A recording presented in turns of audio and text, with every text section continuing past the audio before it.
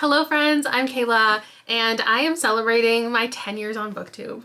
The way I'm doing that is every single month I do a video reflecting on the 10 years in some way. This month is another vlog and I'm going to read a handful of books that have been on my TBR since the beginning of my channel, or the oldest I can possibly go back. I have a couple ideas of how to find these books. The obvious first one is Goodreads. I have a good idea of the first book I ever added to my TBR on Goodreads that I have yet to read, because I remember seeing it when I was like browsing through for a different video. So we're just gonna go to my want to read shelf, sort by date added, and just see what's there. Okay, it's the one, oh my God. Okay, sorry. The first one is The Law of Moses, which is what I knew it would be. That's by Amy Harmon. This is when I was in my new adult reading era, trying to find things that I loved. I didn't find very many, but I did read a lot of them. And one of the only ones that has remained unread is The Law of Moses. I think just a lot of people were talking about this at the time. It has 37,000 ratings, and I added it November 27th, 2014, which was the day or the day before I started my entire channel. So as far as my BookTube channel, this is absolutely the oldest book on my TBR.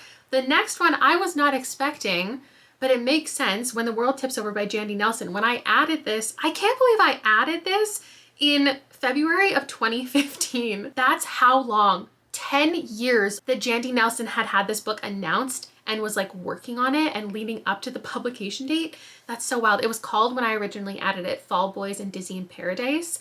I had read The Sky is Everywhere and I'll Give You the Sun, and I was like, I have to get my hands on this. When is it coming out? Little did I know I would have to wait like a decade. The only reason I have yet to read this is because I was saving it for this video idea, but not this video idea. I was saving it for the series, and I was going to do an episode where I read from authors that I haven't read in 10 years. So like my favorite authors that I was reading in 2014 and 2015, I was gonna see their latest release and read that. So this wasn't gonna be read until way later in the year, but I might as well add it now.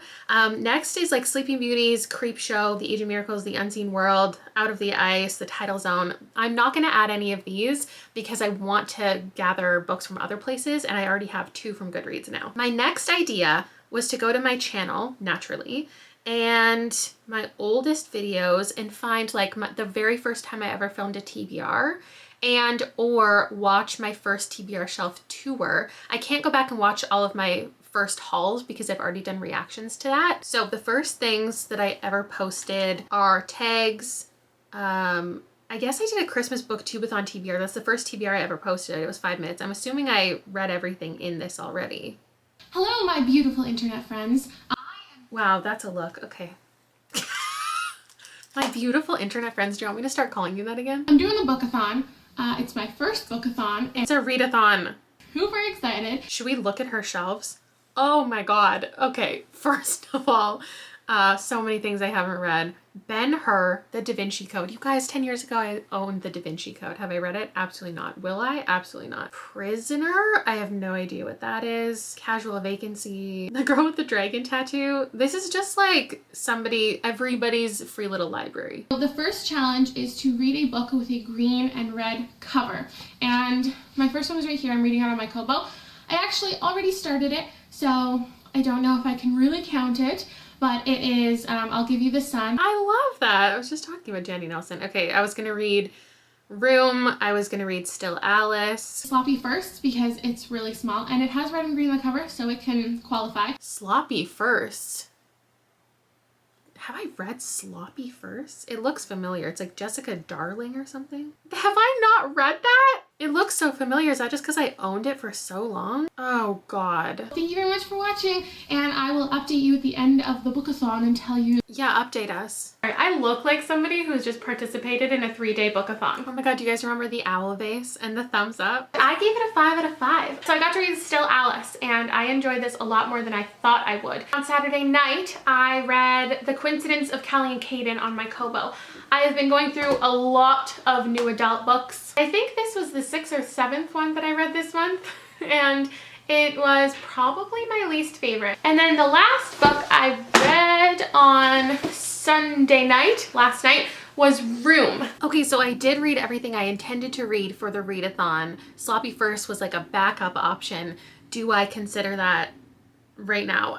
Was it ever genuinely on my TBR? Like I was interested in it? I don't know. Okay, then we have a book haul, a whole bunch of more tags. My first ever standalone monthly TBR that I did was February 2015. Let's see if there's anything I haven't read here. Oh my god, a TBR jar, cute. Let's Get Lost and Since You've Been Gone. I read those. I read those. I read that.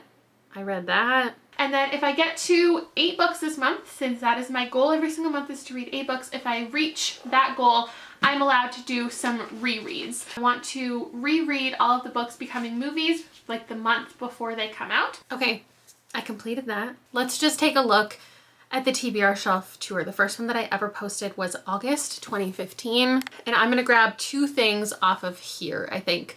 Hopefully there's something here that still remains. It'll probably be in my TBR closet. And maybe one thing that I've like unhauled that I have to go back and get and give a shot. That's my goal. I know there's gonna be multiple things here that I haven't read. Oh, I went one by one, fun.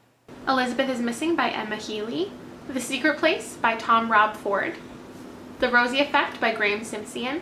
An Object of Beauty by Steve Martin. Okay, let's pause.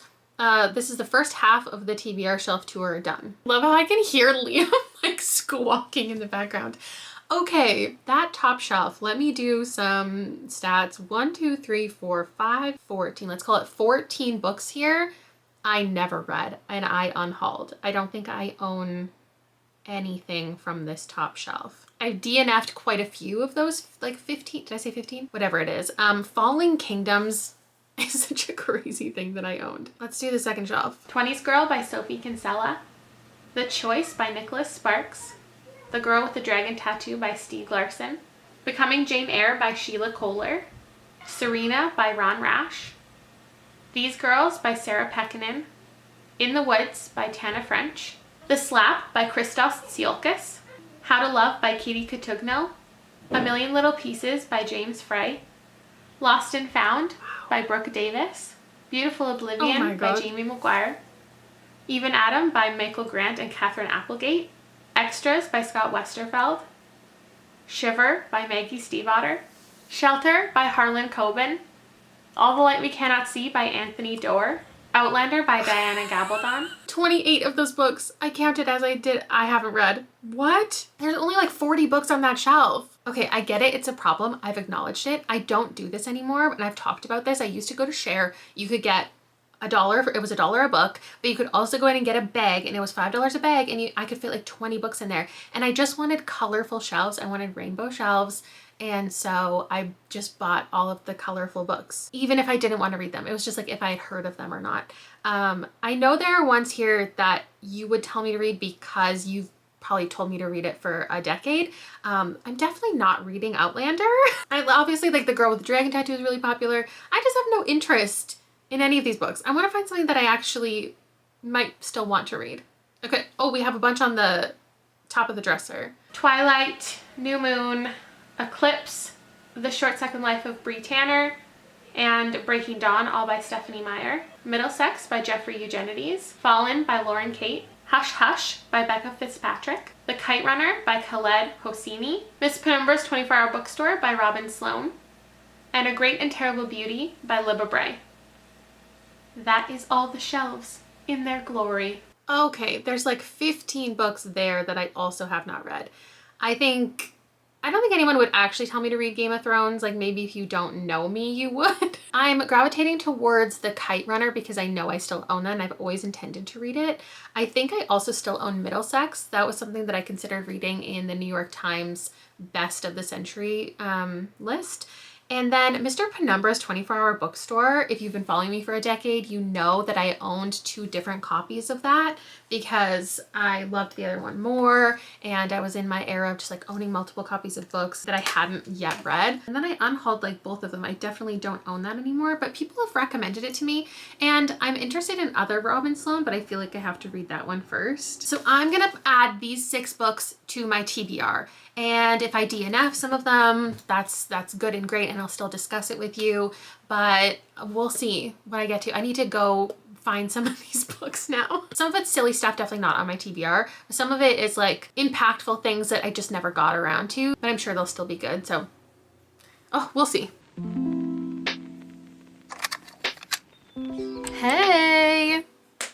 we're at the TBR closet. Well, just the closet.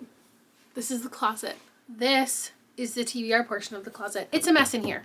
And hello? I hesitate ever bringing you in here because I figure if I'm in here exposing the mess, I'm a mess too today. I know there are things that I need to unhaul in here is the problem. So when I bring you in here, I need to acknowledge that like it's chaotic and there's some things that are like weird in here that I should get rid of, but I don't want to do it. Like I don't want to do it, but I can't bring you in here without talking about it. So I might pull a couple things, but I also don't want to cause like a big mess that I'm gonna have to take to the bookstore. There's basically duplicates in here. I have this problem where sometimes when I'm ordering a book, I order two. Okay, so there's a couple examples in here of like, there's books that I've already read that are in my TBR closet and I need to get rid of them. I should have returned them, but I just didn't. It's embarrassing. And I could have just pulled them out and cleaned up a little bit before you came over, but I didn't.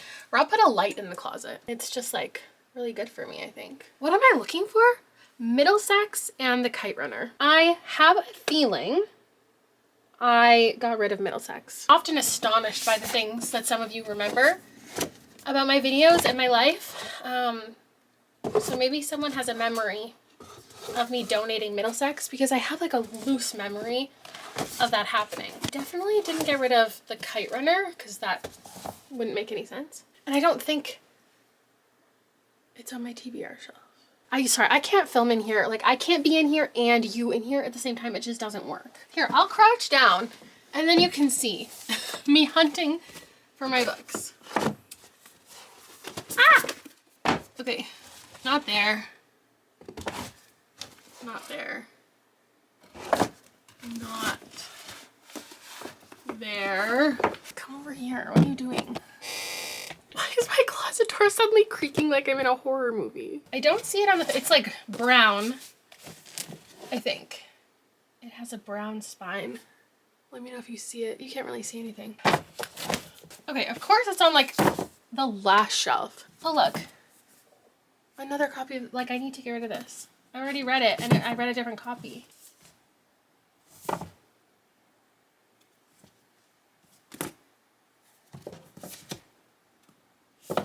Wait.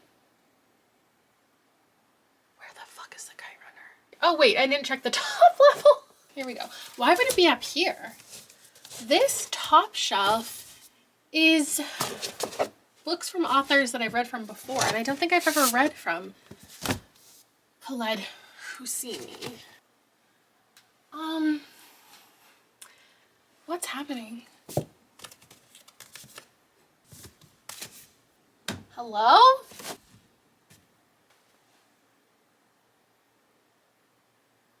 Huh? Did I donate this book? Maybe I was like, oh, it's something that I'll probably read someday, but somebody else would appreciate so much more in this moment. Let me get rid of it. What is this? I've never seen this in my life. I don't like it in here, to be honest. The vibes are bad. I do have a stack of classics down here. Like, what's this? Don't know what that is. Don't know what this is. Sometimes people send me things and I should just get rid of them, but I don't. I just shove them in here. When did I buy this? Oh, what's that? An Emily Henry still in the wrapping because it came in the mail and I realized I already bought it and then I just didn't return it. See, I didn't have to expose any of that, but now I feel like coming in here was pointless. So I have to give you some type of content. I got rid of the Kite Runner. I got rid of the motherfucking Kite Runner, didn't I? Why would I do that? Oh, I'm in a bad mood. I need to go on a walk. I really need to go outside. Okay, let me tell you instead the other books I got my hands on. I went to the library and I have When the World Tips Over. This is thick. I got Mr. Penumber's 24-Hour Bookstore, my preferred cover of it. And then I bought these two books, which I don't know why. They weren't at the library and I don't really like ebooks. And I guess I didn't check if they had audiobooks. So I just bought these two. They weren't super expensive, but Sloppy First and The Law of Moses. The two that I'm less convinced that I will like or that I should even read for this video are the ones that I purchased. I'm gonna go on my walk. And I'm gonna take When the World Tips Over because I'm not gonna take it. I'm gonna take the audiobook because I have been listening to it. I wasn't gonna tell you about that until I started reading Kite Runner or Middlesex today, and I was going to talk about this with you tomorrow, but instead, here we are. This is what I've been reading, and I'm not liking it yet, which is very surprising and concerning because Janie Nelson is a favorite author. I've even reread I'll Give You the Sun and the Sky is Everywhere, and they held up as 5 stars from 10 years ago, which is not a common thing. And it follows these 3 siblings.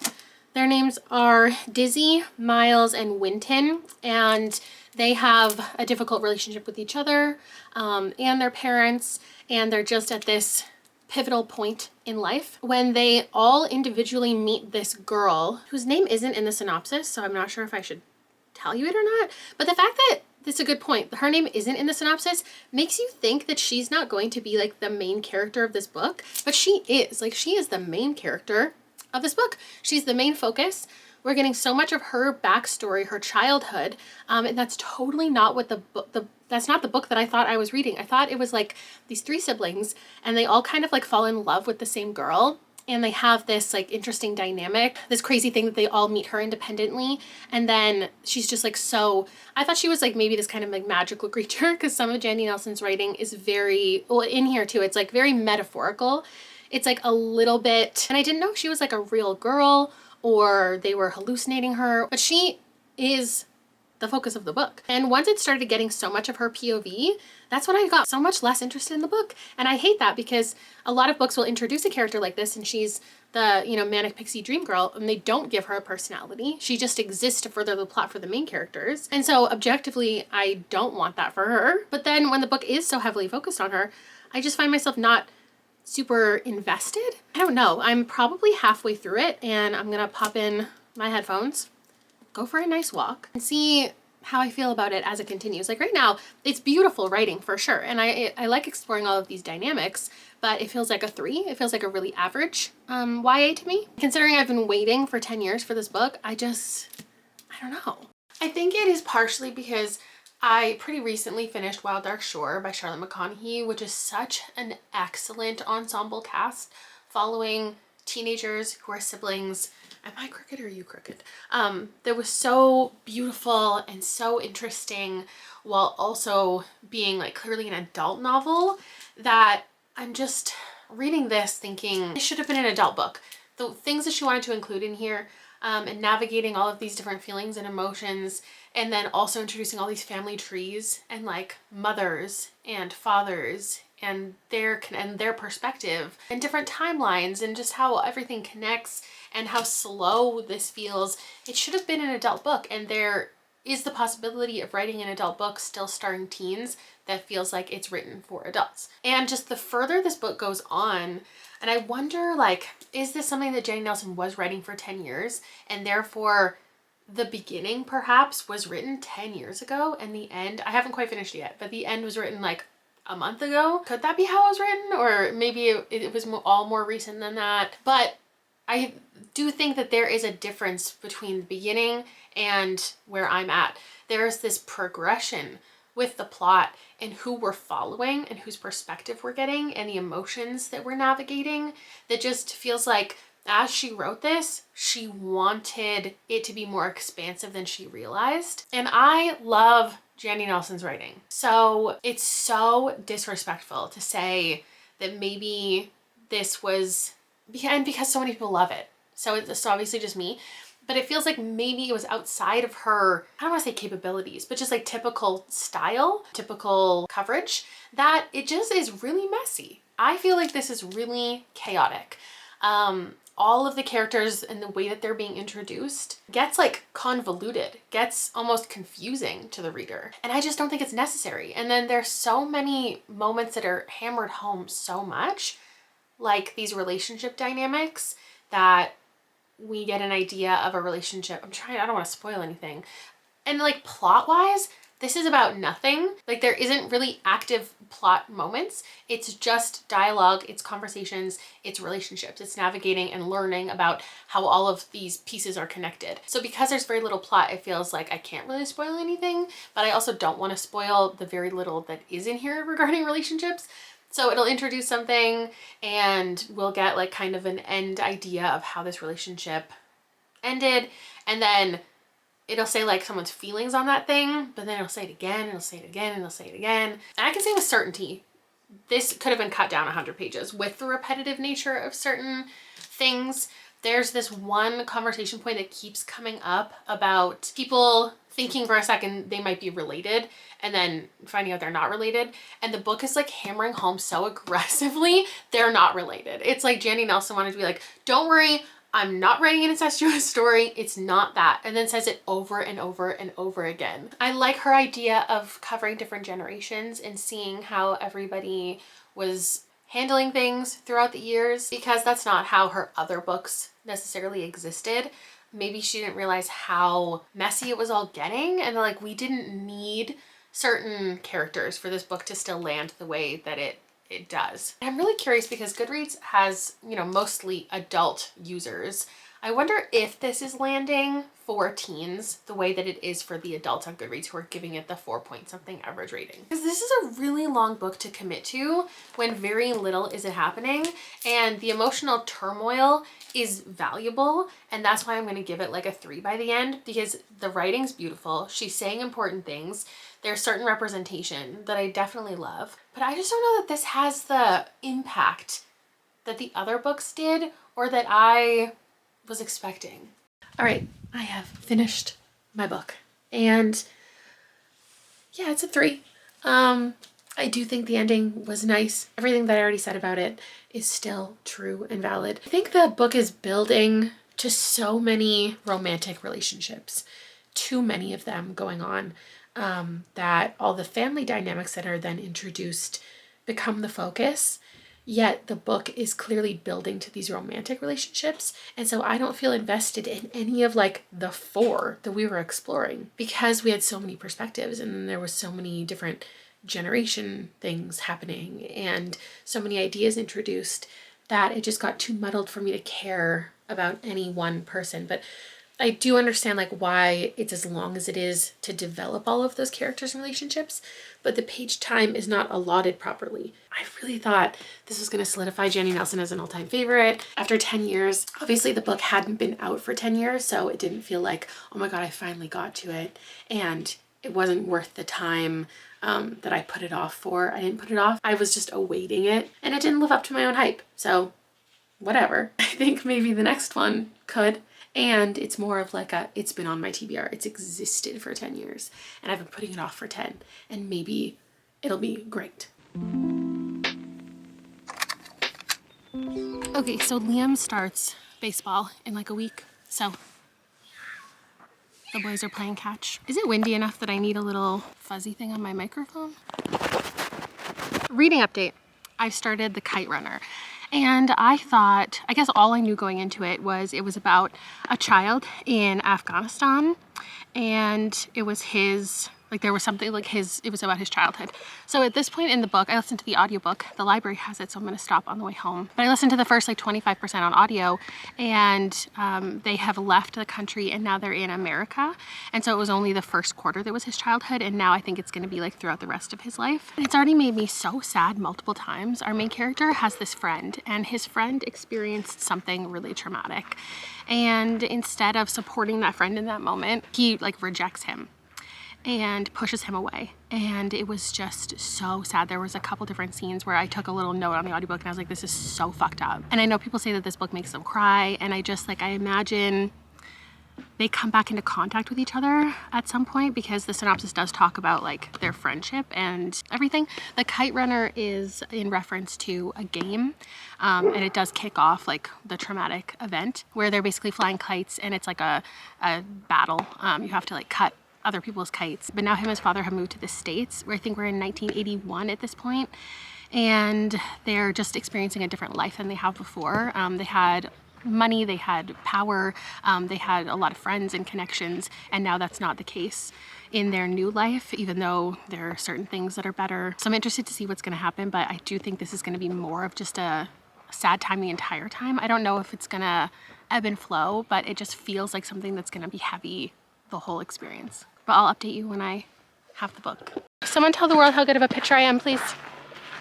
Great picture. Thank you so much. I can juggle 3 balls at once. I finished this book a couple hours ago now, and I think I've just been living in this state of shock that it's not my new favorite book of all time, that I didn't know what to tell you about it.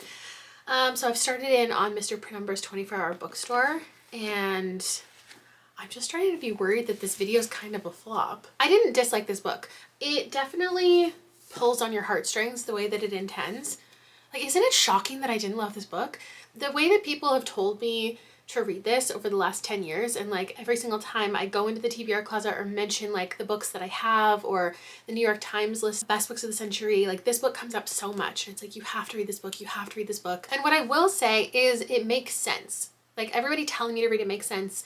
The effect that it had on other people makes sense. Like I said, it effectively pulls on your heartstrings. It also is the type of story that just follows one main character, so it's easy to get into their mind, while that he might be a really frustrating person to follow. Watching his arc and seeing his journey, like that's just a typical narrative that exists in a lot of like classic books. Also, it doesn't really bog itself down with a lot of like dry description of, you know, the time and the place like a lot of historical fiction does. It's really character focused. It's character first. And I think watching this journey, the intent that Khaled Hosseini wanted to give was inspiring. And I see it. Watching him come from and going through living in a destabilized country, watching him and people around him struggle, fighting for love in many different ways, and belonging, and trying to find worth in his life, and trying to find affection, like from his father, wanting to be seen so badly. And also I think for a lot of people, I mean, this probably introduced them to a culture that they have been really unfamiliar with previously, especially if you read it, you know, 10 plus years ago. This makes sense as something that exists that so many people love.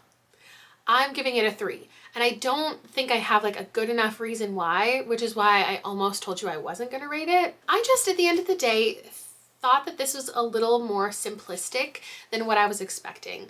As far as introducing you to a culture and a political climate, it lacked a lot of the commentary I think I was expecting, and I thought that maybe it was building to. That I would expect from an adult novel. Without the couple like very difficult scenes, I would think this was much more suited, and I do think this is much more suited to the youth. But because you're following just one person and his journey, I do understand why the book didn't get into like certain conversations or certain varied life experiences. So yeah, I don't know, plot-wise, good. Writing wasn't anything spectacular to me. Commentary wasn't anything spectacular to me. You definitely get an idea of how war is impacting people, and I'm sure that this is eye-opening for a lot of people. And any book that you're reading, you know, from a group of which you do not belong is going to give you a broader idea of the world, and that's just inherently good. Happy the book exists. It was just an okay read for me. If you read this 10 years ago and you want a couple recommendations of something else I think you could like that are more recent publications, Girls Burn Brighter by Shobha Rao and The Lion Women of Tehran by Marhan Kamali were both 5 stars for me, that also follow people in their childhood and growing up and friendship. This one especially. The girls get separated very early, and it's like them going through really traumatic events and just constantly wanting to get back to each other, and heartbreaking, all of them. So I'm gonna read some of Mr. Penumbra, and I'll check in with you in a bit. Here's my reading update of the day. I'm reading 3 things, and I'm liking one more than the other 2. So I started Mr. Penumbra's 24-hour bookstore, and I have always thought Robin Sloan was a woman. Like, always. I just figured a woman is the one who wrote about sourdough. But then there were some kind of vulgar teenage boy type jokes, and I was like, is this a man? Indeed, right on the back of the book, that's a man. I thought I would be liking this more than I am. I am gonna finish it because I'm making good progress. It's just really not the most interesting story, and I find myself kind of trudging through it. There's nothing that's making me need to pick it up. Like, there's no tension moving the plot along. So we have this man who he lost his job, his tech related job, and all of his tech friends are losing their jobs, and so he's desperate for something. He's willing to take kind of anything. He's walking down the street and he sees that this bookstore might need him, and so he starts working at this bookstore. He's working overnights, and there's like this one rule: he's not allowed to read any of the books. He's not allowed to look into any of the books.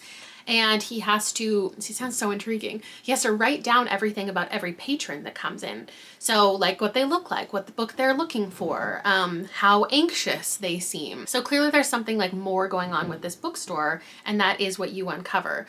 And I think that the pace is just, I don't know, it's like there's constantly things happening, but it all is leading to the same thing. So it doesn't feel exciting for me to pick up. He's uncovering like this underground, you know, kind of society. It's a cozier read because everything that he needs, our main character Clay, he gets so easily. He stumbles upon, he needs to like uncover the secret code, and he knows somebody who codes really well. He needs to understand this like ancient language he comes across, and of course he knows a translator. He needs to break into a computer, and because of his connections, he connects with a hacker, and they like, everyone's just ready to help him out, and he's just like finding out all of these things, and it's pretty simple. It's reminding me a bit of reading The Book of Doors, which was a 3 by the end, but it had such an interesting setup and does some like strange things, otherworldly things, but it also kind of just stays in reality a lot and is just about mundane, you know, dialogue. It's a little formulaic, definitely repetitive, and I'm gonna finish it. It's probably gonna be a 3. Now the book that I'm DNFing is The Law of Moses. I got over 100 pages into this, and it's just like not what I need it to be. It's definitely not a fun romance, which is the only type of romance I really want to read, but it's not like a cringy, like problematic romance that a lot of books published around this, well, at least at this point, it doesn't feel that way. And if it was that, then it could be fun to like kind of talk about and rant about. It's not giving me anything interesting to work with. Our love interest's name is Moses, named that because he was found in a laundry basket as a child. And it says like he was born to a crack addict, and people call him like a crack baby. And that's the only thing that's really come up a lot, that I'm like, is this really necessary to keep calling him a crack baby over and over again? And now, I don't know, our main character is just like falling for him. I don't care. Now, sloppy firsts is something that I definitely would have read as a teenager if I knew it was a thing. I actually don't know when this came out, but it's reminding me of Georgia Nicholson for sure. First published in 2001. I think that actually perfectly lines up with the Angus Thongs and Four Frontal Snogging series, where you just have this girl who isn't the most likable. Not everybody is super on board with her, but she has a friend group constantly engaging with. She has a best friend. They have a tumultuous relationship, and then all of these various boys are interested in her. She's trying to like decide between them all, but are they really interested in her? Do they want something more from her? I definitely see the appeal of Jessica Darling. Now, I would have liked it even more if I was reading it at the same age as her, but I like the character voice so much, and it's just a really fun read, and it's told a lot in like journal entries to her friend because her friend moved away, and now she's reliving everything that's going down with her friend group and the boys that she's interested in. They're talking about having sex for the first time. They're talking about like eating disorders, and there's just some good dialogue around friendships and relationships, having a healthy body and mind. I just got to a point where she's going to start seeing a therapist, I think, because she's struggling with the pressure of life. I know this is a whole series. I can't imagine I would read on, but I'm having a better time than I expected. So that's my current progress of my reads. I think I'm going to finish both of these today, and then tomorrow decide if I'm going to read Middlesex, or I'm having a little bit of realization with this video that like I just took a thumbnail with the TBR closet in the background, and I haven't actually picked a book from the TBR closet. So that's a little silly. I need to actually still find the oldest book on my TBR. So I'm gonna have another look, instead of through Goodreads and YouTube this time, through my Instagram, because I love to post things that I was hauling. Today I'm going out furniture shopping for Liam. I don't know how this could tie into 10 years ago.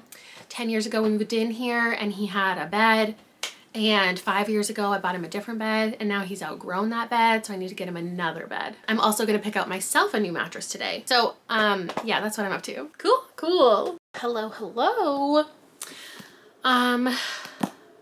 Did the shopping that I was gonna do. Well, there's like 4 things I needed to buy. We bought 2 of them.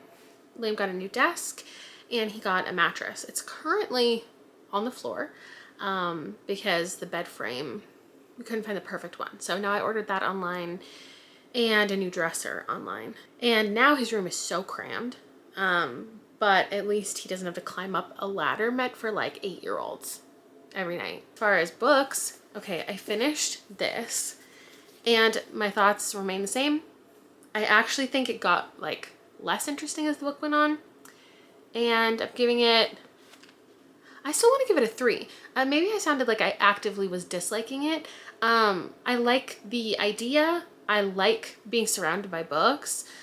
It was a very bookish book in the bookstore, like pulling books off the shelves, talking about a love of books. And because it was cozier and more lighthearted and things were easy, like that is a nice journey. It just didn't have like this great impact that I also would have liked. Now, Sloppy Firsts, I was starting to think that this video, I mean, it is a little bit dull, but I was starting to think I wasn't gonna have anything interesting to say. Nothing interesting was gonna come of it. But it's not necessarily this book, but just the idea of me liking this book is so interesting because it's not the type of YA that I would pick up now. And I also don't think it's the type of YA I would have read 10 years ago when I originally had it on my TBR and I had just bought it because it was lime green and I wanted more green books on my shelves. It wasn't something that I was like genuinely interested in at the time, and if I had started reading it, I probably wouldn't have finished it because I think that I was reading teen books, but I was most definitely gravitating towards the ones that were really heavy, that were really emotional, that, I mean, there are so many of them right now. Like, yes, they had like cute relationship dynamics, but they more so were about, they had something to say, you know, they had some representation that I didn't get to read in high school. They were like beautifully written, and the ones that were more just cute and nice, I wasn't loving. Like the Lara Jean series, why do I still have it on my shelves? This was a 3. I was reading like lighter, cuter stuff, but the ones that were hitting me really hard were the heavier ones. Things that 10 years ago I would have considered elevated YA. It was about the writing. It was about the profound messages. It was about following characters that I couldn't relate to and was opening my eyes to many things. Like there was a purpose behind a lot of what I was reading. And I think I would have like looked down on this at the time as being just like a silly stream of consciousness, like more journal entries from this girl who's just like bobbling around, like having crushes on random boys and being silly. But now 10 years later, I think I have come back around. It's the same way like 5 years ago, I was really appreciating middle grade. Meanwhile, if I read middle grade when I was like 20, I would have thought this is too close to something that I could be reading. Like it wasn't that long ago that I was middle grade age, but like 25, I was like, oh, I can appreciate this from a different perspective, from like a parent's perspective or whatever. And I think the same is true with this. In my 30s, this was so fun to read, and I'm glad I didn't read it 10 years ago because I don't think I would have respected it in the same way. I don't know if any of this has been rewritten or edited when it got republished 20 years later, but yeah, I really wonder if it did because it feels not of its time. This, you could not convince me this was written in 2001. It feels so relevant. It felt so real. I just loved following Jessica. And it did become a lot about this relationship with this boy, Marcus. And I guess throughout the entire series, they're kind of on and off, but they are endgame. If I had read this as a teen, I would have eaten it up and given it a 5. If I had read it 10 years ago, when I originally had it on my TBR, I probably would have given it a 3. In this moment, I'm giving it a 4. The moment when we learned what Sloppy Firsts, like when it came into it, the dialogue there was so cute. Jessica isn't your typical protagonist that's just like really fun and outgoing and lively. She's kind of a bitch, and she acknowledges that, and people call her like Jessica not so darling because she's not super likable. To us, she is still, and she's very self-aware, which I think contributes to why she's enjoyable to read from, but she's not very nice. She's not very friendly. She has this friend group that she doesn't really want to spend time with or appreciate, and it really is just the messiness of high school exemplified, and I had a really good time with it. Oh, and I just paused to read the author's note because I admittedly skipped it, and then I realized that it probably answers my question about being edited. And it does say in it that certain things were changed and why. Not the specific things, but it says like use of language and pop culture references that might perpetuate potentially harmful stereotypes, and how it isn't like caving into something like self-censorship or cancel culture. It's a conscious decision to evolve with the times in a manner that stays true to the spirit and integrity of the story.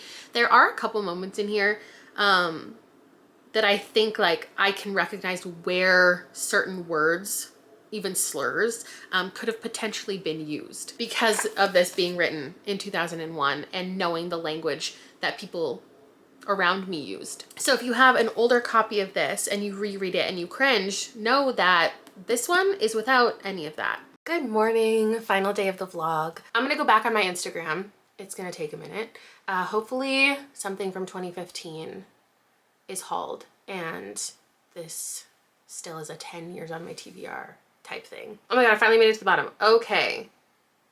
So I don't own any of those still, or I've read them.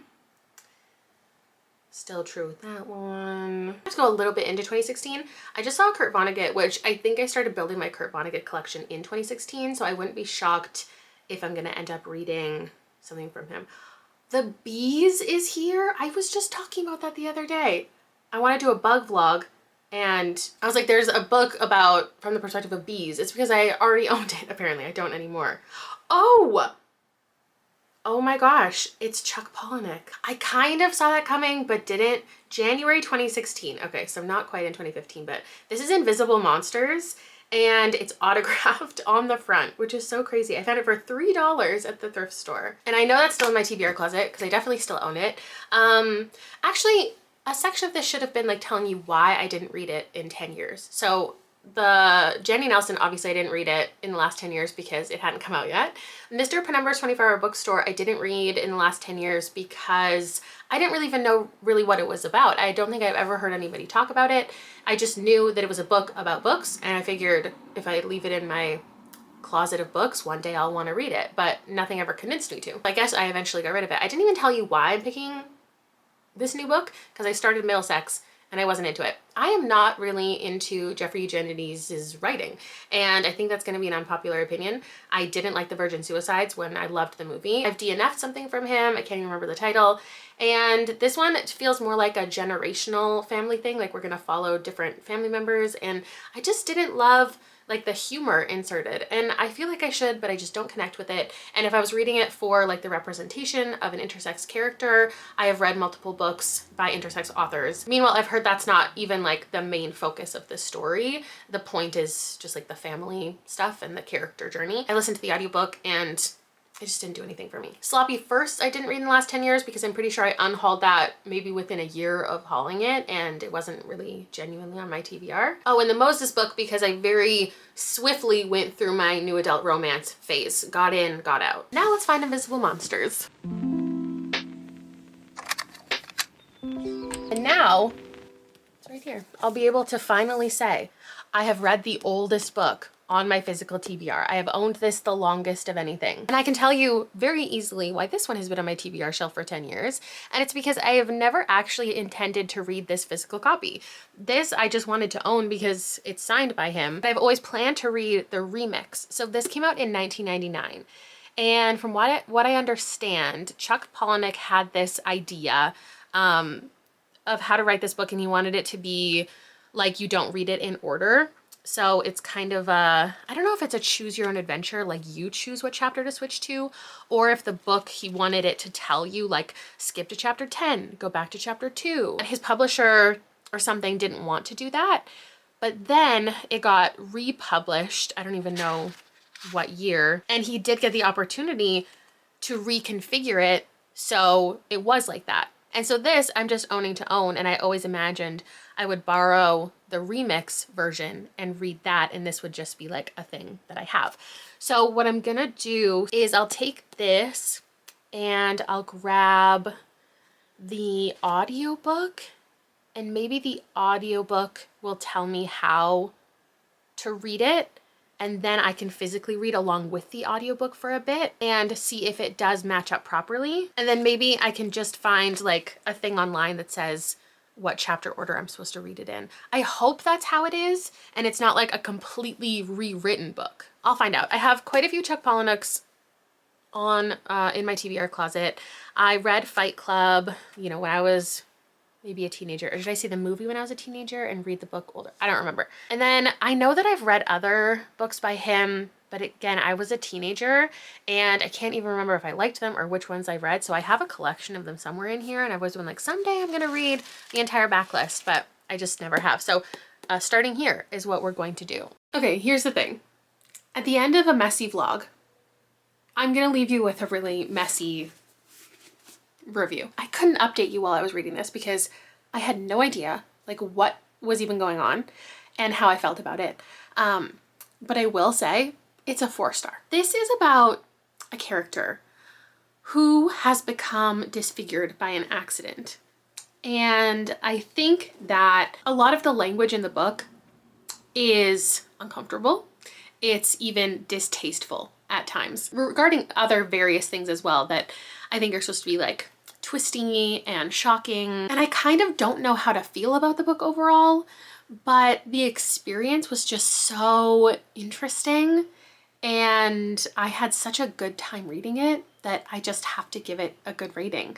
It's one of those books that I can't even imagine reading this front to back. I had to read it the way that the audiobook told me to jump around. And there were some things from mine that were missing. So I was listening to the audiobook for a lot of it. The numbers are definitely off.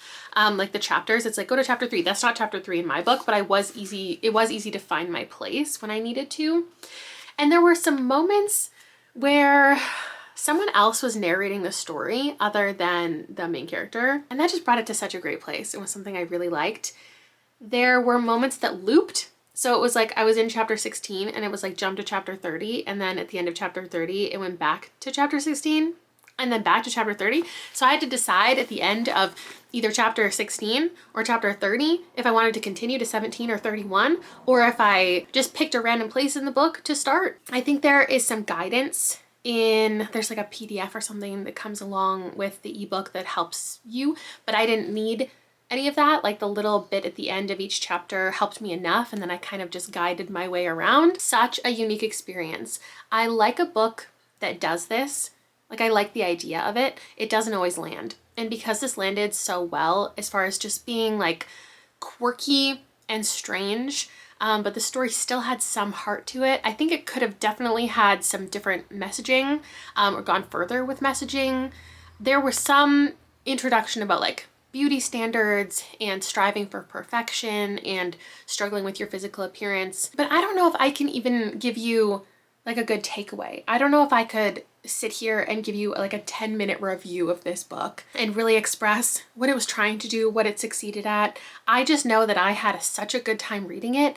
I couldn't take a break to tell you what I was thinking about it. It really is my kind of thing, but it's also very questionable and I would hesitate to recommend it very broadly. But if you know Chuck Palahniuk's work, then it is in line with other things. So it's not like shocking for him to be writing. Anyway, the vlog is now over.